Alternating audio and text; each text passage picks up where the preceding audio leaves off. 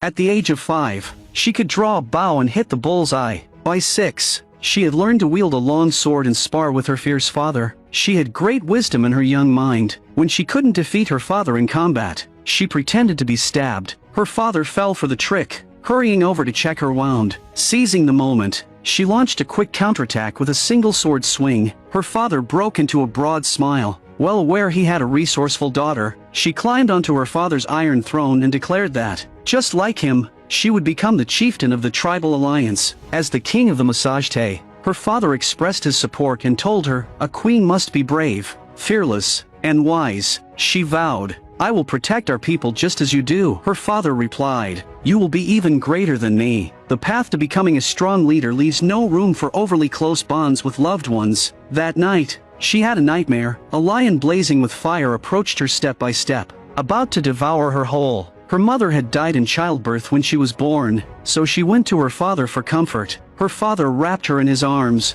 yet he was already powerless to protect himself. Several cold arrows shot through the door. Her father's subordinates had joined forces to betray him. Grabbing her sword, she fought side by side with her father, but more and more enemies poured in. In the critical moment, her father ordered his trusted aide to take her and flee, leaving himself alone to fend off the attackers. Once a grassland king whom even wolf packs would bow to, he was still just flesh and blood, in the end easily pierced by a sharp blade. The first lesson the grasslands taught Tomarus was to remember this blood feud forever. That night, flames lit up the sky. She jolted on horseback. Wherever the horse trod, the fierce wind scattered the grass. They didn't stop until dawn broke, hiding deep in the dense forest. This dangerous land, cursed by the grassland people, held hidden truths behind her father's murder. At that time, the most powerful force on the Central Asian grasslands was the Khwarezmians. They were vassals of the Persian Empire, with developed productivity from irrigating farmland and raising livestock. Two of her father's former subordinates, Kavaz and Curtin,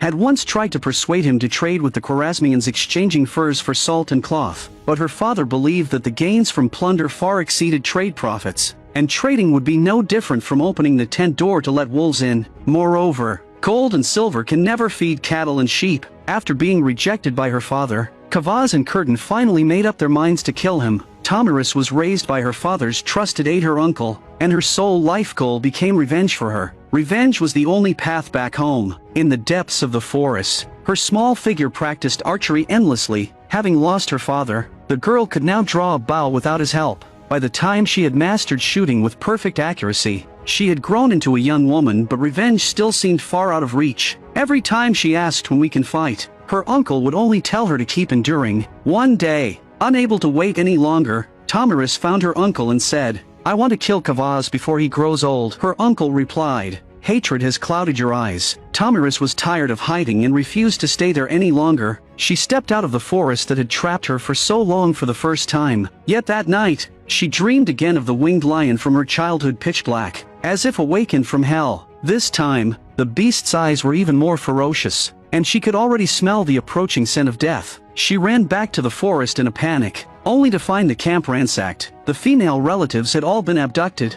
and her uncle and his men had been killed. The murderers had just left. Her uncle, clinging to his last breath, could only say, I'm sorry. I'm sorry I couldn't protect our family. Hatred took control of her once again. She chased after the attackers alone, determined to ambush this group of ferocious beasts on the way. Facing a band of burly hunters, she dared to fight with just a bow and arrow, her movements swift and decisive, fighting with a reckless, life-or-death intensity. On the grasslands, those who fear losing will never win. Those who fear death will never meet a good end. The leader of the hunters knocked her down repeatedly, but the blood oozing from her body reignited her fierce nature each time. At the moment of life and death, she picked up a broken wooden stick from the ground and drove it straight into the hunter's forehead. By her own strength, she wiped out the entire nomadic team and avenged her uncle. This was Tomarus. The fate of the Central Asian grasslands awaited only her sword to decide. Tomarus rode away on her horse. The wounds on her body throbbed with pain, and soon she fainted from excessive blood loss. Her horse carried her into the territory of the Sava dragon tribe, where Sardana, the chieftain's daughter, saved her, but her injuries were too severe. Even the tribal priestess could do nothing more. After doing all they could,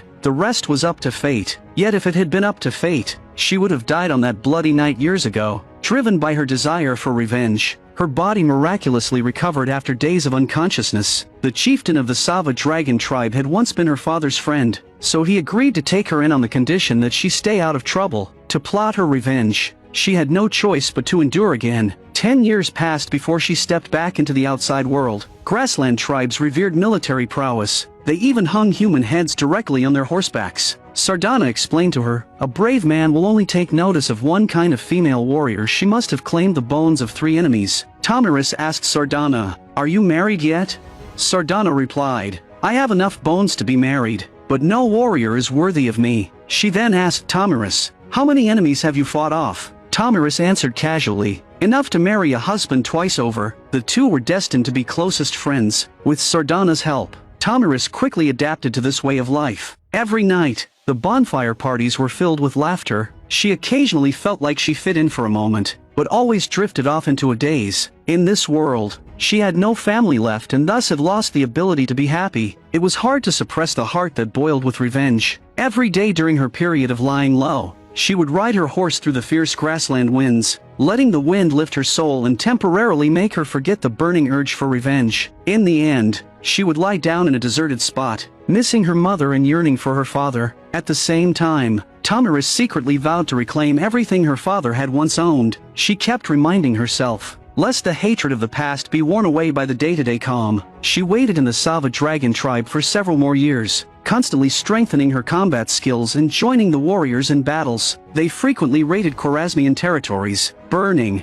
killing, and plundering. Only then did she realize how many children had lost everything in the war, and she was just one of the countless voices crying out in suffering. Wars here never flew the flag of justice. Survival of the fittest was the true reality of the grasslands. Whoever was stronger on horseback, whose cold weapons were sharper, who was more brutal and cruel was the king who ruled the grasslands. One day, the heir to the Sava dragon tribe was born, and chieftains from all tribes came to congratulate. Among them were Kavaz and Curtin, the man who had killed her father, chatting and laughing merrily at the feast. Her eyes, sharp as poisoned bamboo arrows, seemed to pierce every crevice of her enemy's bones. Tamiris' heart screamed at her, "Kill them, avenge your father," but her reason told her, "It's not time yet. Haste leads to failure. All you can do now is wait for the right moment." To be able to hold back when her enemies were right in front of her, Tamiris' heart had grown strong enough. She participated in the martial arts competitions that day as usual. The winner of the wrestling match was Argun, the son of the great black tribe's chieftain, a favored child of heaven, the focus of everyone's attention. She began to calculate, have I claimed enough heads to serve as a bride price?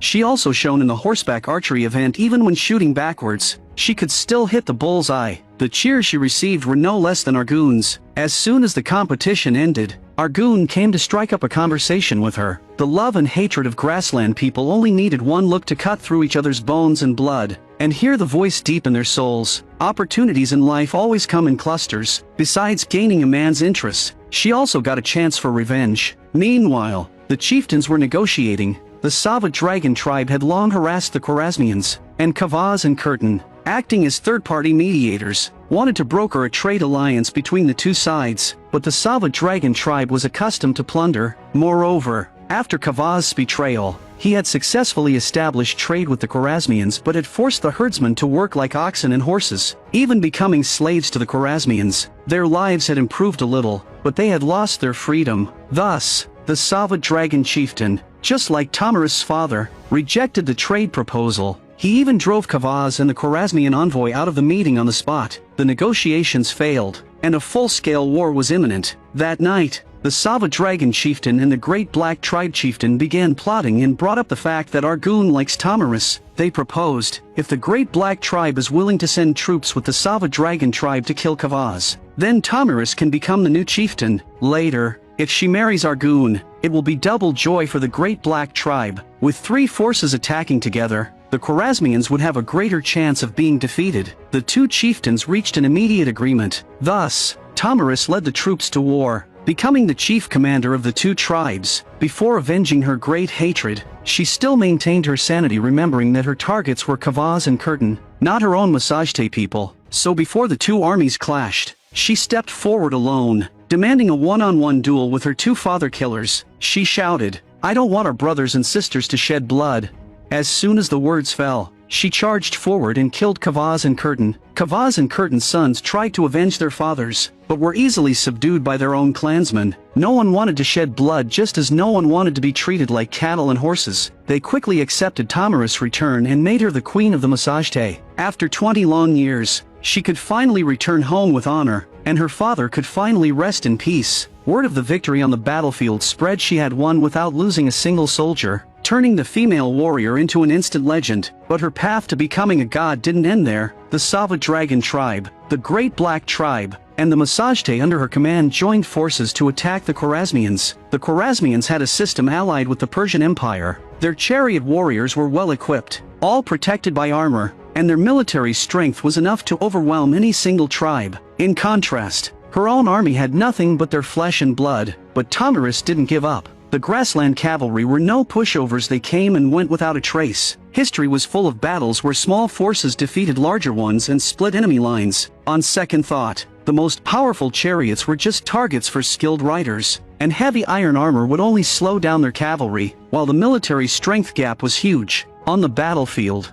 human will could still prevail over fate. Tamiris used herself as bait first. A small unit attacked the Khwarezmians. Then she feigned weakness and retreated. The Khwarezmians took the bait and chased relentlessly. After luring the enemy deep into their territory, Tamiris had her troops lie in ambush on both sides. Arrows rained down, burying the enemy there. This weakened the Khwarezmians' first line of defense. When the enemy's main force arrived, Tamiris' cavalry launched a full ambush from both sides. The troops that had feigned retreat earlier turned back and attacked again. The two forces merged into one, launching another frontal assault on the Khwarezmians. Once the battle officially began, the field was a chaotic mass. Everyone fought with bloodshot eyes. Tamiris was unstoppable, having become a killing machine forged by the grasslands. But Argun was different. Even in the chaos of clashing weapons and surging armies, his madness for love couldn't be contained. He took the chance to fight his way to Tamiris' side, seeking a moment of sweet words amid the mountain of corpses and sea of blood. Tamiris won another great victory, and the celebration feast became their wedding. The two tribes would merge into one. Tamiris knew her foundation was still unstable, so she proposed that they rule together, with Argun succeeding as chieftain. Argun knew she was making a concession. A man who understood her strength would truly love her, and a man who truly loved her would never bury her abilities. Argun stepped forward and declared, "From now on, you are my people, my glory, my flesh and blood." He turned to Tamiris and said, "Now they are all yours." From that moment on, the two were inseparable, and Queen Tamiris was born. After their marriage, she gave birth to a son for Argun. With a husband like Argun, being a wife and mother no longer conflicted with being a queen. Her son, like her, grew up on horseback. She raised him the same way her father had raised her, passing on all she had learned to the next generation. But peaceful days never last long. The grasslands soon fell into chaos again. First, waves of refugees poured in, begging for shelter. When asked why, they revealed that Cyrus the Great, founder of the Persian Empire, had begun his campaign to unify the Middle East. Wherever his iron hooves trod, only corpses lay in their wake. Cyrus was determined to be the king of kings, while Tamiris and Argun kept taking in refugees. She sensed that a battle with Cyrus the Great was inevitable. That night, she dreamed again of being helpless. The winged lion had never truly died. It was smoldering with flames. It still came to take away Tamiris' loved ones. The next day, envoys from Cyrus the Great arrived, wanting to form an alliance with Argun and Tamiris, and invited Argun to Babylon for detailed talks. Tamiris warned her husband, "Cyrus has already conquered Babylon. He has no reason to care about our small tribe." But Argun thought the invitation was a sign of respect. Tamiris urged him not to be deceived by sweet words. Argun argued, "You only care about the present, but I think about the path ahead." He decided to go to Babylon to talk to Cyrus and take their son with him. Her husband was determined to go. Tamiris had a bad feeling, but without evidence, she couldn't stop him. Before their departure, she repeatedly warned him to be careful of the Persians, saying, "This is the first time we've been apart for so long. I will miss you every moment." Argun comforted her, "I will definitely come back safely." These were the last words her husband ever said to her. When Argun and their son arrived in Babylon, Cyrus offered him wealth and glory on the condition that the grassland people submit to the Persian Empire. Argun refused on the spot. He was honest by nature, so he thought that even if war broke out, Cyrus would fight him fairly. Thus, he attended Cyrus's feast without any caution. That night, father and son got drunk, letting their guards down. Suddenly, A group of soldiers burst in and started killing without a word. The wine and food had weakened Argun's men. In moments, everyone was killed in Babylon. Father and son looked at each other from a distance, their eyes filled only with regret for failing to protect each other. Cyrus the Great believed that by killing Argun and then marrying Thamyris, he could easily take control of the most powerful tribe on the grasslands. But how could a queen who had lost her husband and son let this go unpunished? When the news reached the grasslands, Thamyris gave herself only one night to grieve. The next day, she pulled herself together, her eyes filled with the desire for revenge. Enough to make anyone tremble. When the envoy proposed that Cyrus wanted to marry her, she drove her sword straight through his heart. Some in the tribe objected, not wanting to make an enemy of the powerful Persian Empire. But Thamyris saw through the truth. The moment Cyrus set his sights on the grasslands, everyone was already in great danger. To not resist was to kneel. Those who knelt would be treated like cattle and horses. The weak would lose their freedom, while the strong would fight until the end to regain their dignity. She rallied all forces and formally declared war on Cyrus. Cyrus was enraged. He put aside his plan to conquer Egypt, immediately reorganized his troops, and marched north. Thamyris quickly gathered all tribal chieftains to fight Cyrus with their backs to the wall. Thamyris told everyone, once the war starts, no one will survive alone. But in this critical moment, the chieftains only cared about their own interests, asking Thamyris, "What rewards can you give us?"